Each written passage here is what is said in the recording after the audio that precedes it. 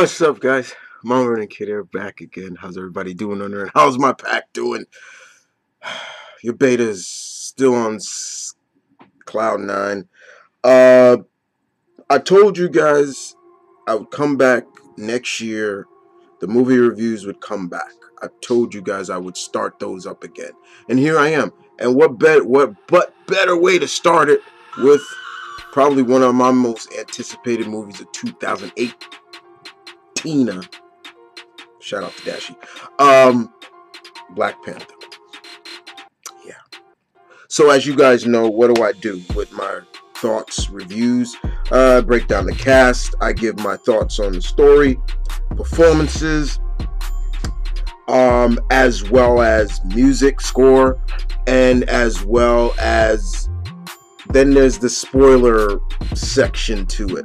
Alright?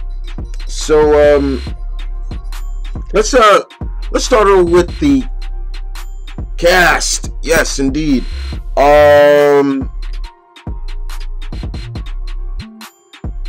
In one word to describe the cast in this, phenomenal.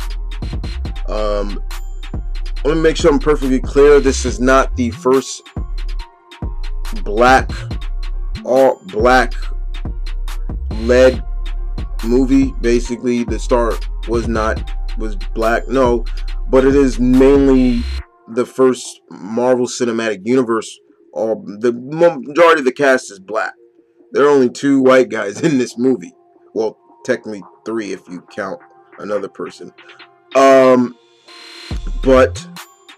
in retrospect of that, the movie was phenomenal. I went into this movie. When I go into these comic movies, guys, I try to keep my comic self at home. Like, you keep your ass here, just try to. But tonight, last night, it wasn't gonna be that. I saw it last night. Me and Malcolm, we saw it last night, 9:30 showing, and movie theater was packed. It was so good. But like I said, with the cast, unbelievable performances by the cast. From Mr. Boseman, he just so instantly is so good as T'Challa. When you hear Mr. Boseman speak in interviews, and then you watch him on as Black Panther, you're like, man, I can't believe that's the same guy. He is so good at what he does. Lupita Nyong'o, who played Nakia, his ex-girlfriend, who was also a real character in the comics. She was great. I loved her. I was like, she comes off very supportive, but also very much independent, to the point where she's like, look, we could do so much more than what we can do. And I thought that was really good. Then we had Danae. Guerra, who played Akoi,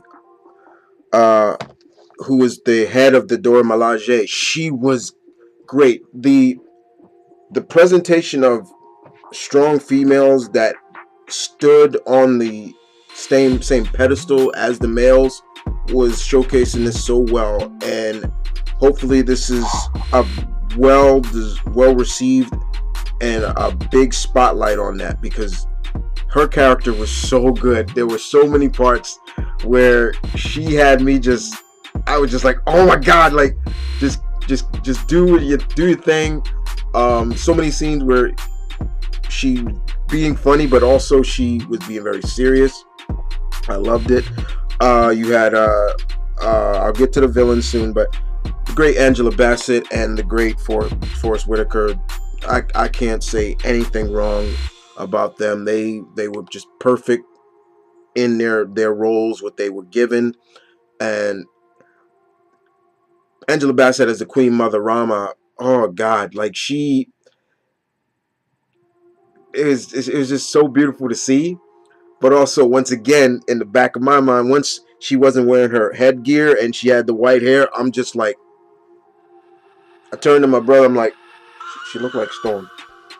It's like she should have been Storm. She was so good. Then you have Daniel Kolova. I hope I'm saying his name right. I don't want to butcher it. If I'm butchering names, I apologize. Who played Wakabi. Very good, but then it was kind of his role. I kind of saw the development of his character, where it was going to go in the later of the film. So I was a little upset about that. I was like, I knew that was going to happen. I knew that was going to happen. Then we have Martin Freeman, who played Everett Ross, another character from the comics. First appeared, I believe, during Christopher Priest's run. We saw him in Civil War, but we really got to see more of his character, and boy, he was a character so good in his role. He really did feel like the outsider, but it was so good. I really enjoyed it very much.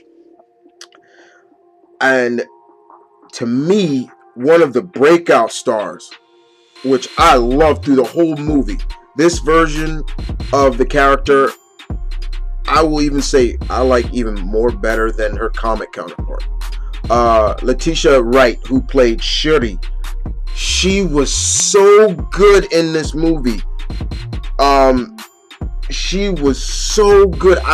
Every time she was on screen with anybody, all eyes to me was on her. I just wanted to see what she was gonna do, and everything she said, everything she did, the way they showcased her, the way everything about her was made, I loved it. It was just so good. Every just, oh God, she made you just realize and say, man, Tony's got major competition, or she makes Tony Stark look like a welfare case. No offense, but yes, she does. And I think they've even stated in the MCU, she's the smartest person in the MCU. Big ups to that. But she was so good. She was one of my favorite characters out of everybody. I loved this version of Shuri. It was so good. So let's talk about the villains or the antagonists or so. I'll start off with Willis Duke, who played M'Baku the Man-Ape.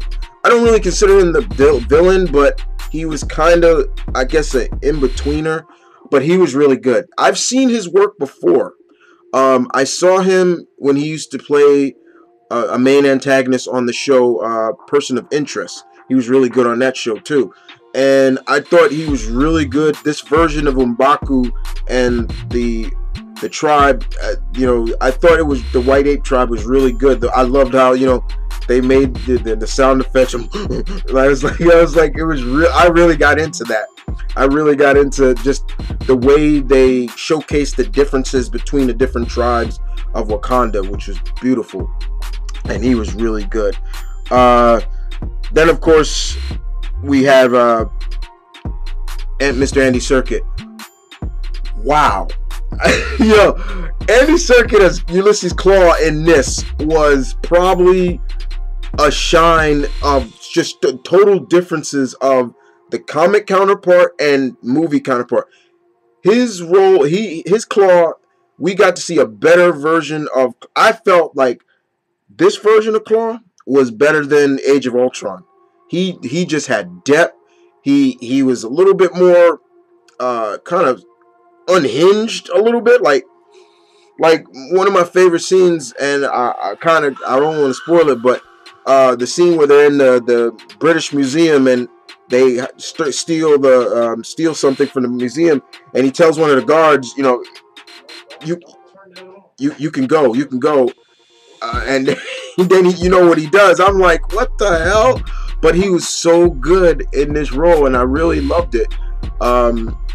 Very good. Andy Serkis just gave a really good performance. You could see a lot of free ad-libbing and a lot of freedom to explore the character a lot more.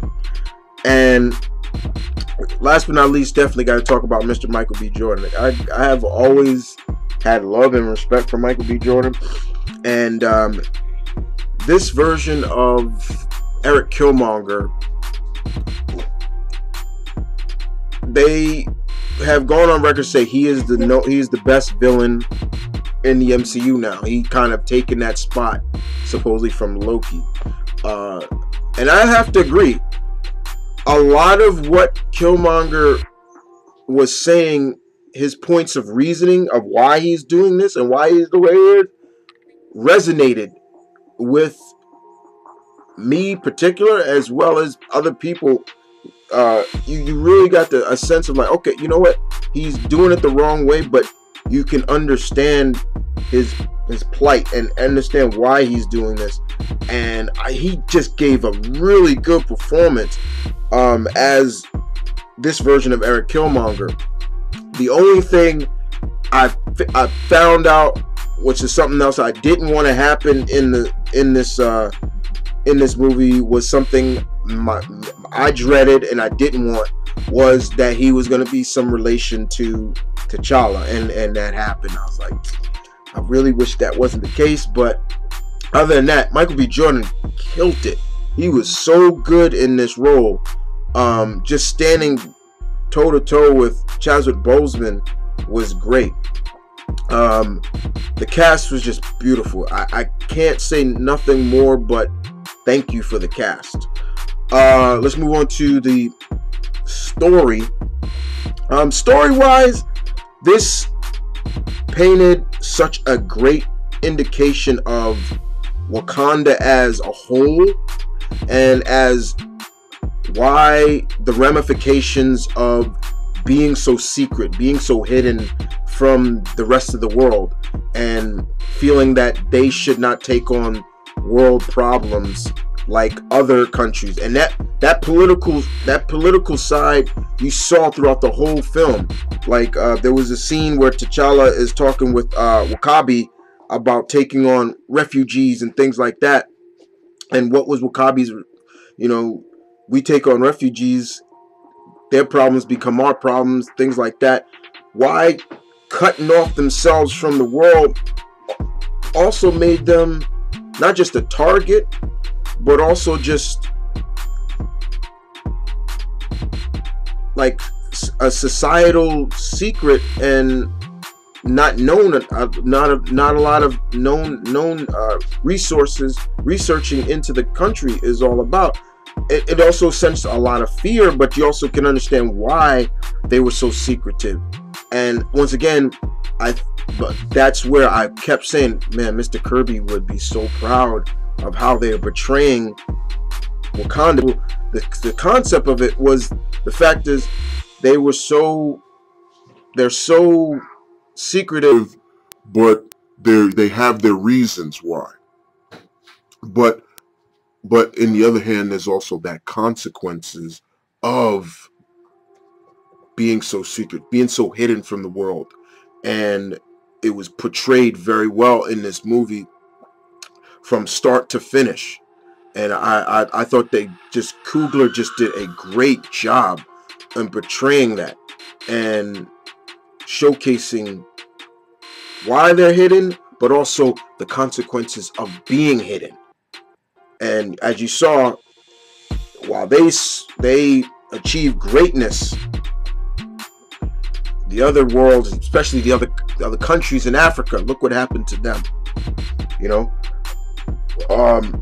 But I also, but in achieving such secrecy, look at the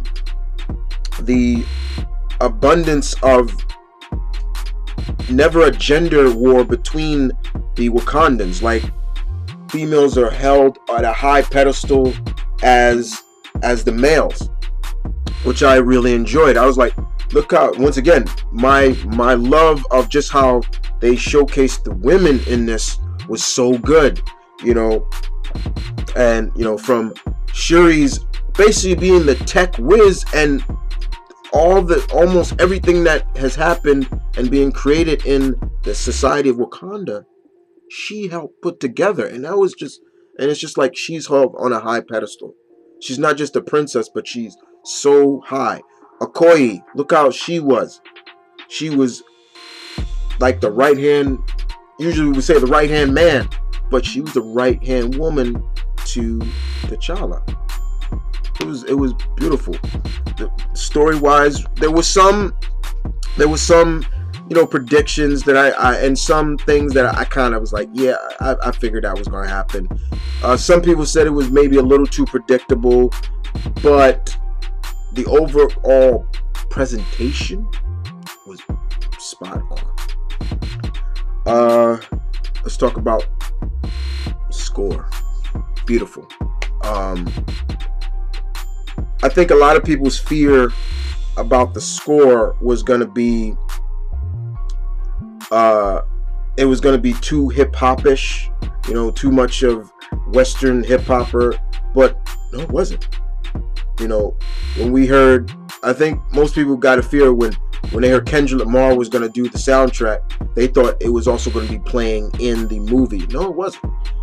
It was very much stayed true to culture, stayed true to the African culture, the drums, the overarching of sound and and harmonics was beautiful. That was also another thing I really enjoyed. Action-wise, I forgot. I should have put that also with action-wise. Action was beautiful. Choreography, yeah, I guess you could put that. Choreography, action-wise, was great. Beautifully done. Beautifully, from T'Challa's fighting style to Killmonger's fighting style to how the Dora Milaje fought they fought so as in sync and as one. I loved it. I was like, yeah, that's a unit right there. Look how they fought. It was beautifully done. They didn't fight. It felt like, you're not just fighting one. You're fighting all of them, and they portrayed that very well. So choreography was really good. Costume design. I have to talk about the costume design, and I gotta remember. I want to make sure I get the costume designer's name, because I know it's female. She deserves a lot of credit. Ruth E. Carter. That's for you, Miss Carter. Beautiful, beautiful, beautiful. So beautiful indeed. Very beautiful. I couldn't have pictured Wakanda and how the people were portrayed and keeping traditional looks very simplistic as you did. When I was in the theater, guys, there was one thing that was pissing me off, and I'm gonna talk about it too because I think there was a guy next to me in the theater to my right, sitting next to on my right side, and every time he saw civilians or the people, the other tribes members, especially the gentleman who had the lip placement and the ears, he's like, what the fuck is that? And I turned to this dude like 3 times, and I'm almost to the point I was on the verge of telling this dude, shut up. Like, you don't know tradition. Like, you don't know African customs. I was getting so pissed at this guy. This guy was pissing me. Every time I turn, I'm like, shut up. Like, it got so pissed. I was getting so mad at this guy. But I enjoyed that they put that in there. I love that. And anybody who was uncomfortable with that, you shouldn't be. You shouldn't have been uncomfortable, because it was keeping tradition to the culture, to the whole of Mother Africa in general. Don't feel to anybody out there who felt uncomfortable with that, you're stupid. Yeah, I'm just saying.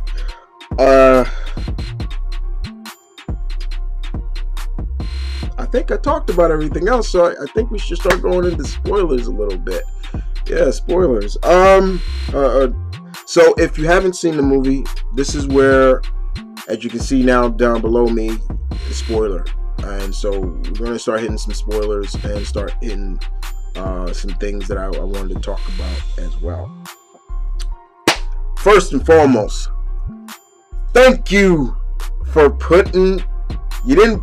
When the beginning of the movie, they mentioned Boz, the Panther God. I flipped out when they said that. I was like, they did it. I was like, oh my God, yes. But let's talk about the heart-shaped herb and the plane of existence where the other kings of Wakanda resided in. I still have a belief, once again, my biggest belief, and I think everybody will agree with me, the soul gem is in Wakanda. That's my belief, and nobody can argue me any differently that isn't. I will tell you right now, guys, I did cry in this movie. There was a lot of scenes that made me tear up, but probably one of the biggest scenes that made me tear up was the scene with Mr. K, who played T'Chaka, older T'Chaka, and T'Challa first meeting him, and they embrace each other, and he's apologizing to his dad, and he's just like, I'm so sorry, I failed you. And his dad says, rise, or a king should never kneel. And it's just, I started thinking about me and my dad. It's just it's like stuff like that. My other favorite scene, of course, is when after he's defeated by Killmonger and thrown off the waterfall, and then he comes back, and then he's speaking with his father and all the other kings about the whole concept, like the concept of leaving Killmonger to fend for himself when he was Wakandan, not protecting our people as well as helping, knowing when to help. That once again, what I talked about earlier, that closet of the societal being structured as we take care of our own, but the outside world, we don't deal with them. I love that line where T'Challa's like, no more, like, we're not going to do that anymore. Now, I do feel that there's going to be some ramifications of now opening their doors, but at least I love the fact that T'Challa screamed at his father, his grandfather, everybody like that, his ancestors, like, we shouldn't have been like this. We should not have been like this in the get-go. We should have been able to help. We should have been able to do this. And we are responsible for why Killmonger is the way he is. We are held responsible. And I love that. I was like, he hit it right on the nail. My favorite fight scene is probably the ending scene where it's, the whole Wakanda and them fighting Killmonger and things like that. I love that scene. I love that whole scene. That whole sequence of events is really good. Just overall arcing in society. We didn't get a lot of tidbits in terms of, because this stayed so like with the conscience of the movie in the whole of Wakanda.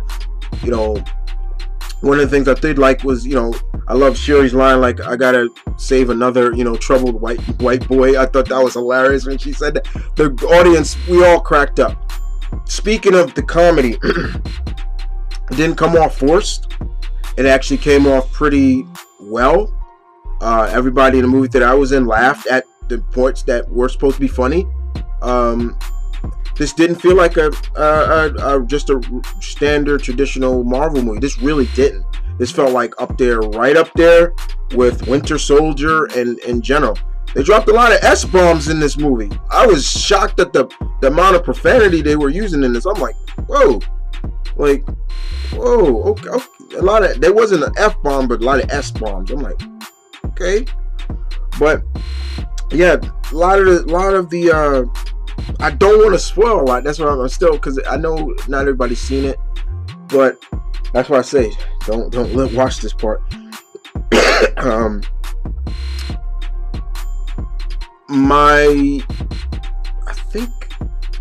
I think I'm done with the spoilers. I'm sorry, guys. I don't want to spoil it for you guys. I try not to spoil too much, but those are some of the biggest things.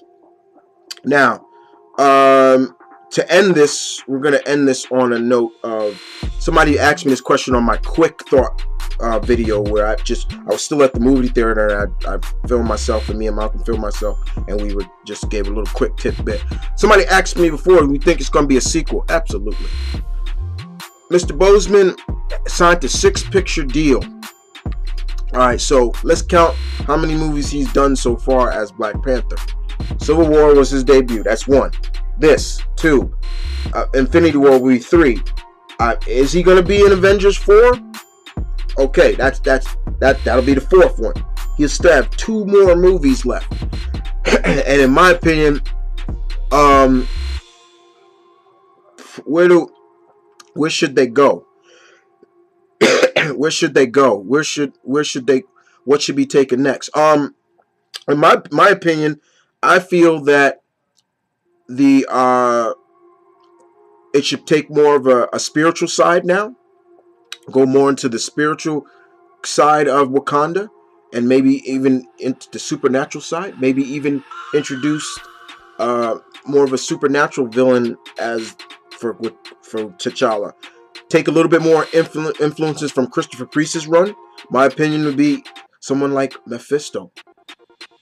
Christopher Priest used Mephisto in his run, and boy did he do a good job with that. Being at the garden where the heart-shaped herb was now, I would feel that maybe they will tap into that side of the spirituality and how T'Challa's powers work now, where he can tap into the other powers of his ancestors, which would be really cool. So the sky's the limits in terms of where they can go with the character now, in terms of maybe another movie. But I do believe, yeah, we're going to get a sequel, Black Panther 2, which will probably be more influenced from Priest's run. What else I wanted to talk about? Oh, the end credit. Not the first one where he was at the United Nations. The one after, where we saw, this is once again a spoiler, that's why so if you don't want to see it, we saw Shuri in a hut, like in Wakanda, in a hut, and we see these little kids looking over a man or somebody, and they get up and he comes out. I instantly knew who they were looking at, and what I'm talking about is Bucky. And once again, that same guy that was pissing me off earlier, he turned to me and said, "Who is that?" And I'm like, "Bucky."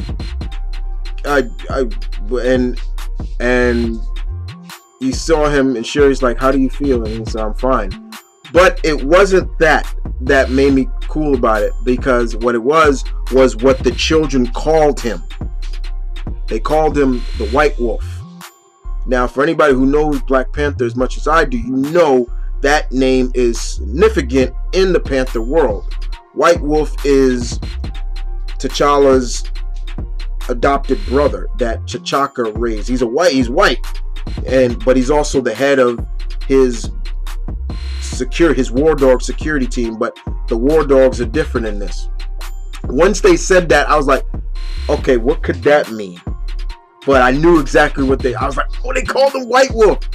And that was really cool. But it seems like everything is worked out, because there's a comic that showcases Shuri fixing everything that happened to, Bucky. And him saying, I thank you for everything you did. We know Shuri's probably going to build him another arm. He's going to get a vibranium arm, which is going to be cool. We know he has a new arm, but it's going to be really cool to see Bucky, what the future holds for Bucky, Sebastian Stan's character, because he signed an 8-picture or 9-picture deal, and he's not even halfway done with his contract. But overall, guys, I spoke long enough. Overall, I give Black Panther a solid, honest to God, solid 10 out of 10. This is a movie that I have been waiting for a long time, guys. A